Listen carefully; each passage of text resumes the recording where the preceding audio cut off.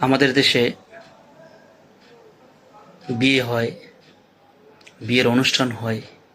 এই বিয়ের অনুষ্ঠানে মাঝে মাঝে দেখবেন একটু রাগারাগি হয়, ছেলে পক্ষের বা মেয়ে পক্ষের মধ্যে কথা কাটাকাটি হয়। এই রাগারাগিটা আবার অনেক সময় একেবারে বৃহৎ আকারও ধারণ করে।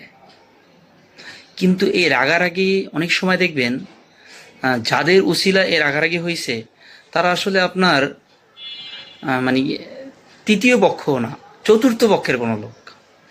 আপনার ফার্স্ট ব্লাডও না, সেকেন্ড ব্লাডও না, থার্ড ব্লাডও না।